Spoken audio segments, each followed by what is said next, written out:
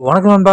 நான் உங்க சொல்லிப்பேன். நம்ம இன்னைக்கு இந்த வீடியோவுல எத பத்தி பார்க்க போறோம் அப்படின்னு பார்த்தீங்கன்னா, ஜாக்கி சான் அட்வென்ச்சர்ஸ்ல காட்டப்பட்ட சக்தி வாய்ந்த மந்திர பொருட்களோட ஆரிஜின், பவர்ஸ் பத்தி தான் இந்த வீடியோல ரொம்பவே தெளிவா பார்க்க போறோம். இது பார்ட் 3. முந்தின 2 பார்ட்டையும் நீங்க இன்னும் பார்க்கல அப்படின்னா, கீழ டிஸ்கிரிப்ஷன்லயும் கமெண்ட் பாக்ஸ்ல லிங்க் குடுத்துருக்கேன். மறக்காம செக் பண்ணி பாருங்க. இப்போ வாங்க இந்த வீடியோவ ஸ்டார்ட் பண்ணிடலாம்.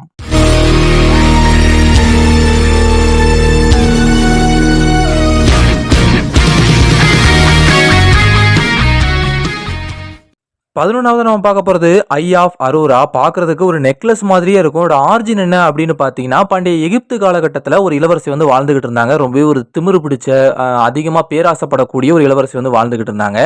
ஒரு நாள் இந்த இளவரசிய பார்க்கறதுக்காக ஒரு சார்சரர் வந்திருக்காரு. அதிகமா மந்திர சக்திகள் தெரிஞ்ச ஒரு ரொம்பவே சக்தி வாய்ந்த ஒரு சார்சரர் வந்து இந்த இளவரசிய பார்க்கறதுக்காக வந்திருக்காரு. அவர் வந்தது மட்டும் இல்லாம, அந்த இளவரசிக்கு ஒரு பரிசையும் குடுக்குறாரு. அந்த பரிசு பார்க்கறதுக்கு ஒரு நெக்லஸ் மாதிரியே இருந்துச்சு. அதுதான் இந்த ஐ ஆஃப் அரோரா அப்படின்னு சொல்லக்கூடிய இந்த நெக்லஸ் தான் அவர் இளவரசிக்கு பரிசா கொடுத்திருக்காரு. இளவரசியும் சந்தோஷமா வாங்கிக்கிட்டாங்க. வாங்குனதுக்கு அப்புறம் என்ன பண்றாங்க அப்படின்னு பார்த்தீங்கன்னா, இதுல இருக்கக்கூடிய மந்திர சக்திகள் எல்லாம் அவங்களுக்கு தெரிஞ்சதுக்கு அப்புறமா, இத வச்சு தன்னுடைய ரைவல்ஸ பழி வாங்கணும் அப்படின்னு சொல்லி முடிவெடுத்து, இதுல இருக்கக்கூடிய மந்திர சக்திகள பயன்படுத்தி அவங்க ரைவல்ஸோட செல்வங்கள கொள்ளையடிச்சு அவங்கள பிச்சைக்காரங்களா மாத்துறாங்க. இது எப்படிப்பா நடந்துச்சு அப்படின்னு சொல்லி கேட்டீங்க அப்படின்னா, இந்த நெக்லஸோட மேஜிக்கல் பவர் என்ன அப்படின்னு பார்த்தீங்கன்னா, டெலிபோர்டேஷன். அதாவது இந்த நெக்லஸ வச்சு நம்மளால ஒரு இடத்துல இருந்து இன்னொரு இடத்துக்கு ரொம்ப சுலபமா, ரொம்ப வேகமா நம்மளால டெலிபோர்ட் பண்ணிக்க முடியும் அப்படிங்கிற மாரி சொல்லியிருக்காங்க. அத வச்சு தான் இவங்க ரொம்ப சுலபமா, அதாவது இளவரசியோட பேர் வந்து அரோரா. இத நான் ஃபர்ஸ்ட்டே சொல்லியிருக்கணும், மறந்துட்டேன். இந்த அரோரா என்ன செய்றாங்க அப்படின்னு பார்த்தீங்கன்னா, தன்னோட ரைவல்ஸ் எல்லாரோட வீட்டுக்கும் இந்த நெக்லஸ பயன்படுத்தி டெலிபோர்ட் ஆகி அங்க இருக்கக்கூடிய செல்வங்கள் எல்லாத்தையுமே கொள்ளையடிச்சு அவங்கள ஏழைகளா மாத்தி விட்டுறாங்க. அது மட்டும் இல்லாம இவங்க வேவு பார்க்கறதுக்கும், ஊர் சுத்துறதுக்கும் கூட இத அதிகமா பயன்படுத்துறாங்க அப்படிங்கிற மாரி சொல்லப்பட்டிருந்துச்சு. ஸோ இந்த இளவரசியோட தீய எண்ணங்களுக்கு இது வந்து பயங்கரமா தீனி போட்டிருக்கு. அரோரா இறந்ததுக்கு அப்புறமா அவங்கள மாரியே ஒரு உருவ சிலை செஞ்சு, அந்த சிலையோட கழுத்துல வந்து இந்த நெக்லஸ வந்து பதிச்சு வச்சுட்டாங்க. அதுக்கப்புறமா இத யாருமே யூஸ் பண்ணல. அதுக்கப்புறமா தான் நம்ம ஜாக்கி சான் சீரிஸ்ல வந்து அத காட்டியிருப்பாங்க. அந்த சிலையோட இங்க பார்க்க முடியும். அந்த சிலை வந்து அரோராவோட சிலை தான். அந்த நெக்லஸ் வந்து கழுத்துல இருக்கிற மாரி காட்டியிருப்பாங்க பார்த்தீங்களா? அதுக்கப்புறம் தான் நம்ம ஜாக்கி சான் வந்து அத எடுக்க வர மாரிலாம் நம்ம பார்த்திருப்போம் அந்த சீரிஸ்ல. ஸோ இதுதான் இதோட ஆரிஜின். இதோட பவர்ஸ் வந்து நான் சொன்னது தான் டெலிபோர்டேஷன். இந்த நெக்லஸ பயன்படுத்தி நம்ம ஒரு இடத்துக்கு போகணும் அப்படின்னா, அந்த இடத்தோட பேர சொன்னா மட்டும் போதும். அடுத்த சில செகண்ட்ஸ்லயே ரொம்ப சுலபமா நம்மளால அந்த இடத்துக்கு போய் சேர முடியும். இத வந்து அந்த சீரிஸ்லயே உங்களால தெளிவாவே பார்க்க முடியும். இத தவிர வேற ஏதாவது பவர் வந்து இந்த நெக்லஸ்க்கு இருக்கா அப்படின்னு சொல்லி கேட்டீங்க அப்படின்னா, கண்டிப்பா கிடையாது. இந்த நெக்லஸ்க்கு இருக்க ஒரே பவர் வந்து டெலிபோர்டேஷன். வேற எந்த பவர்ஸுமே இது கிடையாது. 12வது நம்ம பார்க்க போறது டியூட் ஸ்டோன். பேருக்கு ஏத்த மாதிரியே இது ஒரு ஸ்டோன் தான். பழங்காலத்தை சேர்ந்த ஒரு மேஜிக்கல் ஆர்டிஃபேக்ட். இது எந்த பகுதியை சேர்ந்தது அப்படிங்கிறது வந்து தெளிவா தெரியல. ஏன்னா இதோட கிரியேட்டர் வந்து இத பத்தின தெளிவான தகவல்களை இன்னும் கொடுக்கல அப்படிங்கிறது தான் உண்மை. ஆனா இதுக்குள்ள இருக்கக்கூடிய அந்த மேஜிக்கல் பவர்ஸ் இருக்கு பார்த்தீங்கன்னா, அது வந்து ரொம்பவே பயங்கரமானது. ஒருத்தர் இத பயன்படுத்தும்போது இதுக்குள்ள இருக்கக்கூடிய அந்த மேஜிக்கல் பவர்ஸ் வந்து எனர்ஜியா கன்வெர்ட் ஆகும். அப்படி கன்வெர்ட் ஆகக்கூடிய அந்த ப்ராசஸ்க்கு வந்து எண்டே கிடையாது. அன்லிமிட்டடா இதுக்குள்ள இருக்கக்கூடிய அந்த எனர்ஜியை வந்து பயன்படுத்திக்கிட்டே இருக்க முடியும் அப்படிங்கிற மாதிரி சொல்லியிருக்காங்க. அதாவது இந்த டியூட் ஸ்டோன் ஒரு பவர்ஃபுல்லான எனர்ஜி சோர்ஸ். இந்த ஸ்டோனை வந்து நம்ம ஜாக்கி சான் அட்வென்ச்சர்ஸ்ல வெறும் ஒரே ஒரு தடவை மட்டும் தான் காட்டியிருப்பாங்க. அதுக்கப்புறமா இதுக்கு என்ன ஆச்சு அப்படிங்கிறத கூட சொல்லி இருக்க மாட்டாங்க. அந்த ஒரு எபிசோடோட அதுக்கு வந்து எண்டு கார்டு போட்டு முடிச்சு வச்சிருப்பாங்க. அந்த எபிசோட்ல பாத்தீங்க அப்படின்னா சில வில்லன் கூட்டம் வந்து இந்த கல்லை சேட்டலைட் கூட இணைச்சு ஒரு பவர்ஃபுல்லான ஒரு லேசரா மாத்துற மாதிரி காட்டியிருப்பாங்க. அதை வச்சு தன்னோட எதிரிகளை அழிக்கிறதுக்காக எதிரி வந்து திட்டம் போட்டிருப்பான். ஏன்னா இந்த கல்லுக்கு எனர்ஜியை கொடுக்குற மேஜிக் இருக்கிறதுனால இதுக்கு வந்து எண்டே இல்லை அப்படிங்கிறதுனால அதை பத்தி தெளிவா தெரிஞ்சுக்கிட்டு தான் இவன் என்ன செஞ்சிருப்பான் அப்படின்னா அந்த எனர்ஜியை லேசரா மாத்துறதுக்கான வேலையை வந்து அவன் செஞ்சிருப்பான். அதை செஞ்சு முடிச்சிருப்பான். ஸோ எனர்ஜிக்கு வந்து எண்டே இல்லை அப்படிங்கிறதுனால ரொம்ப சுலபமா இதை வச்சு உலகத்தில் இருக்கிற மொத்த மனுஷங்களையுமே தன்னோட கண்ட்ரோலுக்கு கொண்டு வர முடியும். இதை வச்சு எல்லாத்தையுமே பயங்காட்ட முடியும் அப்படிங்கிறது வந்து அவனுடைய பிளானாகவே இருந்திருக்கும். கொஞ்சம் யோசிச்சு பாருங்களேன், இந்த கல் மட்டும் நம்மகிட்ட இருந்துச்சு அப்படின்னா லைஃப் லாங் நம்ம வந்து கரண்ட் பில் கட்ட வேண்டிய தேவையே கிடையாது. நமக்கு மட்டும் கிடையாது, ஒரு முழு நகரத்துக்கு இதை வச்சு பவர் சப்ளை பண்ண முடியும். அந்த அளவுக்கு இதுக்குள்ள இருக்கிற அந்த மேஜிக் வந்து எனர்ஜியை கொடுக்கக்கூடிய பவர் இருக்கு அப்படிங்கிறத தெளிவாகவே இங்க வந்து கன்ஃபார்ம் பண்ணியிருக்காங்க. 13வது நம்ம பார்க்க போறது எம்ராய்ட் ஆஃப் கிளர்னே. பார்க்கவே ரொம்ப அழகா இருக்குதுல்ல. அழகு மட்டும் கிடையாது, ரொம்பவே ஒரு விலை உயர்ந்த ஒரு ரத்தின கல்லும் கூட. இந்த எம்ராய்டு இருக்கு பாத்தீங்களா, இது நம்ம கையில மட்டும் கிடைச்சிருச்சு அப்படின்னா லைஃபே செட்டில்பா அப்படின்னு சொல்லி நம்ம நினைச்சுக்கிட்டு இருப்போம். ஆனா உண்மை அது கிடையவே கிடையாது. இது மட்டும் நம்ம கிட்ட கிடைச்சிச்சு அப்படின்னு வச்சுக்கோங்களேன், நம்ம லைஃபே காலியாயிரும், டோட்டலா காலியாயிரும், நடுத்தெருவுல பிளாட்ஃபார்முக்கு வந்துருவோம் அப்படிங்கிறதா உண்மை. ஏன்னா இது ஒரு துரதிர்ஷ்டத்தை தரக்கூடிய ஒரு படு மோசமான ஒரு ரத்தினக்கல் அப்படிங்கிறத அந்த எபிசோட்லயே அந்த சீரீஸ்ல நம்ம வந்து தெளிவா பார்த்திருப்போம். இந்த ரத்தினக்கல் யாருக்கிட்ட இருக்கோ அவங்க எவ்வளவு பெரிய ஆளா இருந்தாலும் சரி, அம்பானி அதானியா இருந்தாலும் சரி, அடுத்த நாளே பிளாட்ஃபார்முக்கு வந்துருவாங்க அப்படிங்கிறதா ஒண்ணு. அந்த அளவுக்கு அதிகமான துரதிர்ஷ்டத்தை தன்னை வச்சிருக்கவங்களுக்கு இது கொடுத்துக்கிட்டே இருக்கும் அப்படிங்கிறத அந்த சீரிஸே தெளிவா பார்த்திருப்போம். அப்படின்னா இது வந்து வேற எதுக்குமே யூஸ் ஆகாதா, ஜஸ்ட் இது ஒரு துரதிர்ஷ்டம் தரக்கூடிய ஒரு கல்லா அப்படின்னு கேட்டீங்க அப்படின்னா, நீங்க நல்லவனா இருந்தீங்க அப்படின்னா இதை வச்சு உங்களுக்கு எந்த யூஸுமே கிடையாது. அதுவே உங்களுக்கு உங்களுக்கு ஒரு கெட்ட எண்ணம் இருந்துச்சு அப்படின்னா கண்டிப்பா இதை வச்சு உங்களுக்கு யூஸ் இருக்கு. எப்படி அப்படின்னு பாத்தீங்கன்னா, இந்த ரத்தனங்களை எடுத்துட்டு போய் உங்களுக்கு பிடிக்காதவங்களுக்கு கிஃப்டா கொடுத்துருங்க, அவ்வளவுதான், முடிஞ்சு போச்சு. அவங்க லைஃபே முடிஞ்சு போச்சு. அந்த அளவுக்கு இது ரொம்பவே மோசமான விஷயங்களை அவங்க லைஃப்ல பண்ணி அவங்க லைஃபே காலி பண்ணிரும். அப்ப யோசிச்சு பாருங்க, இது வந்து கெட்டவங்களுக்கு ரொம்பவே யூஸ் ஆகக்கூடிய ஒரு விஷயம் தான். ஏன்னா பல நூற்றாண்டுகளா இந்த கல்லை வச்சு அப்படிதான் பயன்படுத்திக்கிட்டே இருந்தாங்க. பிடிக்காதவங்களுக்கு இந்த கல்லை கொண்டு போய் கொடுத்துருவாங்க, அவங்களும் ஆசையில வாங்கிடுவாங்க. அதுக்கப்புறமா அவங்களுக்கு துரதிர்ஷ்டம் பிடிச்சி அவங்க நடுத்தருவுக்கு வரதை பார்த்து இவங்க ரசிச்சுக்கிட்டு இருப்பாங்க. இப்படியாகத்தான் இந்த நூற்றாண்டுகள் வந்து கடந்து போயிருக்கு. அதுக்கப்புறமா தான் ஜாக்கி சான் சீரிஸ்லயே காட்டியிருக்கிறதாக இதோட ஸ்டோரியை வந்து சொல்லியிருக்காங்க. நான் சொல்லல, அதோட ஸ்டோரியை வந்து கிரியேட்டர் சொல்லியிருக்காரு. அது மட்டும் இல்லாம இந்த கல்லை கொடுக்குறவங்களோ இல்ல வாங்குறவங்களோ முழு மனசோட சந்தோஷமா கொடுத்தாலோ வாங்கினாலோ மட்டும்தான் இதோட சாபம் வந்து ஒருத்தர்கிட்ட இருந்து இன்னொருத்தர்கிட்ட மாறும்.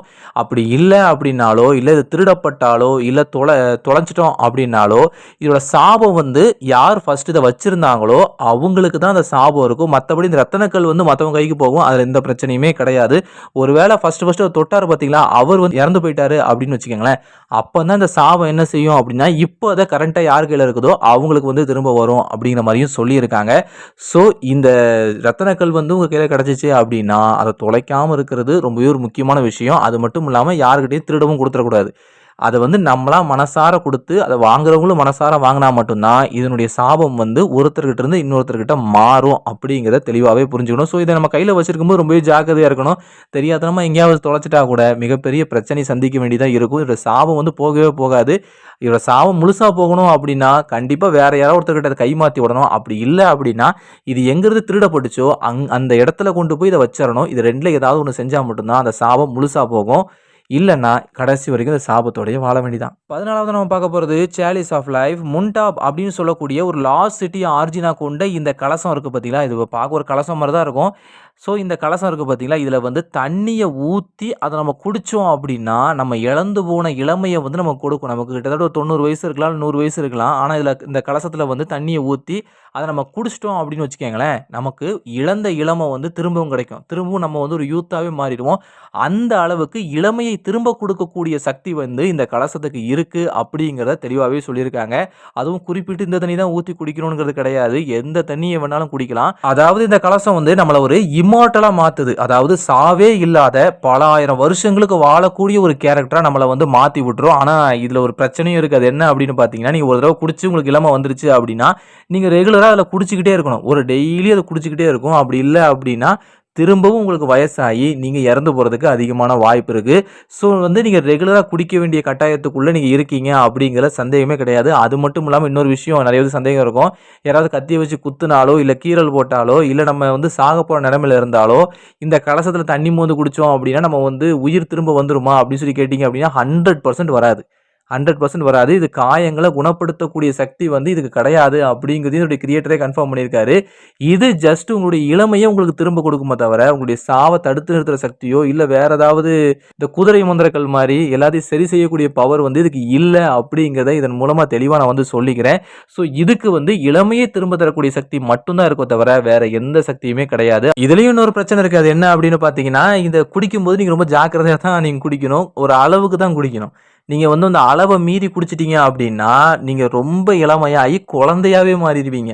ஸோ நீங்கள் வந்து ஒரு அளவு அவங்க கொடுத்துருப்பாங்க, அந்த அளவுக்கு ஏற்ற மாதிரி தான் நீங்கள் குடிச்சு அதுக்கு ஏற்ற மாதிரி தான் நீங்கள் என்ன செய்யணும்னா உங்கள் இளமையை வந்து குறைச்சிக்கணும்.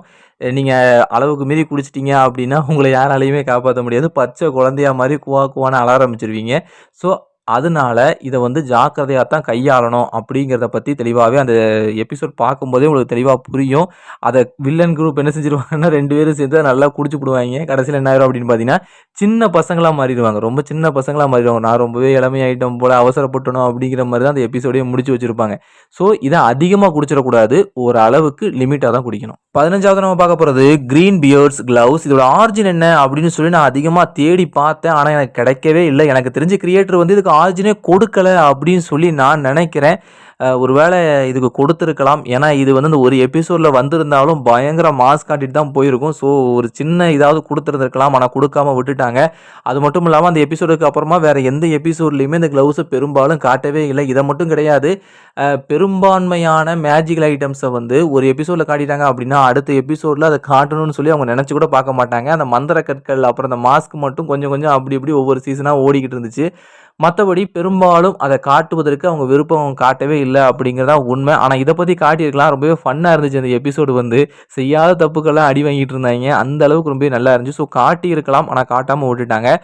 இவங்க என்னதான் ஒரு ஆரிஜின் சொல்லலை அப்படின்னாலும் ஒரு சில விஷயங்களை மட்டும் சொல்லியிருக்காங்க. அது என்ன அப்படின்னு பார்த்தீங்கன்னா, கிரீன் பியர்ட் அப்படின்னு சொல்லக்கூடிய ஒரு பைரட்டுக்கு இது சொந்தமானது அப்படிங்கிறத மட்டும் சொல்லியிருக்காங்க. அதாவது ஒரு கடல் கொள்ளையன் வந்து இதை வந்து சொந்தமாக்கி வச்சிருந்தான். இந்த கிளவுஸ் வந்து ஒருத்தங்கிட்ட இருந்துச்சு அப்படின்னா அவன் மிகப்பெரிய பணக்காரன், அவன் மிகப்பெரிய செல்வந்தன் அப்படிங்கிறதான் உண்மை. ஏன் அப்படின்னு பார்த்தீங்கன்னா, இந்த கிளவுஸுக்குள்ள ஒரு விதமான மேஜிக் இருக்கு. அந்த மேஜிக் வந்து இதுக்கு உயிர் கொடுத்துருக்கு, சிந்திக்கிற திறமையும் கொடுத்துருக்கு அப்படிங்கிற மாதிரி சொல்லியிருக்காங்க. அதாவது இந்த கிளவுஸால சுயமா சிந்திச்சு செயல்பட முடியும் அப்படிங்கிற மாதிரி சொல்லியிருக்காங்க. இந்த கிளவுஸோட மிக முக்கியமான வேலை என்ன அப்படின்னு பார்த்தீங்கன்னா, விலை உயர்ந்த பொக்கிஷங்களையும் நகைகளையும் இது ரொம்ப சுலபமா தேடிட்டு வந்துடும். பைரட்ஸ் திருடணும் அப்படிங்கிற தேவையே கிடையாது. இதை ஜஸ்ட் வச்சிருந்தா மட்டும் போதுங்க. புதையல் எவ்வளவு பாதுகாப்பான இடத்துல இருந்தாலும் சரி, எவ்வளவு இருந்தாலும் சரி, அது ரொம்ப அசால்ட்டா அந்த புதையலை போய் திருடிட்டு வந்துடும். அந்த அளவுக்கு இது என்ன செய்யும் அப்படின்னா ரொம்பவே அதிகமாக சிந்திச்சு செயல்படக்கூடிய ஒரு மேஜிக்கல் ஐட்டமா இருக்கு. அதே நேரத்தில் யாராவது இந்த மேஜிக் கிளவுஸை வந்து கையில போட்டுக்கிட்டாங்க அப்படின்னா இது அவங்கள கண்ட்ரோல் பண்ணும். அவங்களால இதை கண்ட்ரோல் பண்ணவே முடியாது.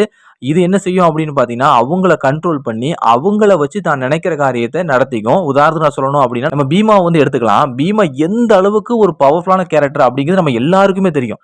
அவரையே தரன்னு இழுத்துட்டு போய் புதையல திருடுறதுக்கு யூஸ் பண்ணியிருக்கோம் அப்படிங்கிற மாதிரி காமிச்சிருப்பாங்க. அந்த அளவுக்கு இந்த கிளவுஸுக்கு வந்து ஸ்ட்ரென்த் இருக்கா அப்படின்னு சொல்லி கேட்டீங்க அப்படின்னா, அதாவது நம்ம பீமாவை இழுத்துட்டு போயிருக்கு பார்த்தீங்களா, அந்த அளவுக்கு ஸ்ட்ரென்த் இருக்கா அப்படின்னு சொல்லி கேட்டீங்க அப்படின்னா, கண்டிப்பா இந்த கிளவுஸுக்கு அந்த அளவுக்கு ஸ்ட்ரென்த் கிடையாது. இந்த கிளவுஸால யூசரோட ஸ்ட்ரென்த்தை தனக்கு சாதகமா பயன்படுத்திக்க முடியும் அப்படிங்கிற மாதிரி சொல்லியிருக்காங்க. அதாவது இந்த கிளவுஸ் வந்து நம்ம பீமாவோட கையில போய் உட்கார்ந்துக்குச்சு அப்படின்னா, அந்த பீமோட ஸ்ட்ரென்த் இருக்கு பார்த்தீங்களா, அந்த ஸ்ட்ரென்த்தை வந்து தனக்கு சாதகமா இதால பயன்படுத்திக்க முடியும் அப்படிங்கிற மாதிரி சொல்லியிருக்காங்க. குறிப்பா இந்த கிளவுஸ் வந்து திருடங்களுக்கும், கொள்ளைக்காரங்களுக்கும் தான் ரொம்பவே யூஸ் ஆகும். மத்தவங்க கண்டிப்பா அத வச்சிருந்தாங்க அப்படின்னா, கண்டிப்பா போலீஸ் கேஸ் தான் ஆகும் அப்படிங்கிற சந்தேகமே கிடையாது. ஏன்னா இது நைட் டைம் ஆச்சு அப்படின்னா வேட்டை கிளம்பிரும். அதாவது ஏகப்பட்ட பணத்தையும், நகையும் திருடுறதுக்காக இது என்ன செய்யும் அப்படின்னா கிளப்பிட்டு ஓடிரும். அதுக்கப்புறமா விடிஞ்சதுக்கு அப்புறம் திரும்பவும் அதே இடத்துல வந்து நல்லபடியா படுத்து தூங்கிரும். ஸோ போலீஸ் வந்து ஃபர்ஸ்ட் அக்யூஸ்ட் யாருன்னு பார்ப்பாய்ங்க. நம்ம தான் தெரியும். ஸோ கத்தி கதறி இந்த கிளவுஸ் தான்பா திருடிச்சு அப்படின்னு சொன்னா கூட போலீஸ் நம்புவாங்களா? கண்டிப்பா நம்பவே மாட்டாங்க. ஸோ கண்டிப்பா நம்மள தரதரன்னு இழுத்துட்டு போயிருவாங்க. ஸோ கெட்டவங்களுக்கு மட்டும் தான் யூஸ் ஆகும். குறிப்பா கொள்ளைக்காரங்களுக்கும், திருடங்களுக்கும் மட்டும் தான் இந்த கிளவுஸ் யூஸ் ஆகும் அப்படிங்கிறது தான் குறிப்பிடத்தக்க ஒரு விஷயம். அவ்வளோதாங்க இந்த வீடியோல. இந்த வீடியோ உங்களுக்கு பிடிச்சிருந்துச்சு அப்படின்னா மறக்காம ஒரு லைக்கை தட்டி விடுங்க. நீங்க ஒரு ஜாக்கி சான் அட்வென்ச்சர்ஸ் ஃபேனா இருந்தீங்க அப்படின்னா இந்த வீடியோக்கு ஒரு லைக்கை போட்டுட்டு நம்ம சேனலை சப்ஸ்கிரைப் பண்ணி வச்சுக்கோங்க. ஏன்னா தொடர்ந்து நிறைய வீடியோஸ் வர வேண்டியது இருக்குது. ஸோ நீங்க சப்ஸ்கிரைப் பண்ணி வச்சுக்கிட்டா தான் அந்த வீடியோஸ்லாம் உங்களுக்கு கிடைக்கும். ஸோ ஓகேவா? ஸோ மறக்காம அந்த சப்ஸ்கிரைப் பட்டனை தட்டி விட்டுருங்க. பல்லுக்கு பெல் அடிச்சு விட்டுருங்க. அப்பதான் உடனே நோட்டிஃபிகேஷன் வந்து சேரும். சரியா? இன்னும் நல்ல வீடியோ சந்திக்கிறேன். Tata bye bye. see you.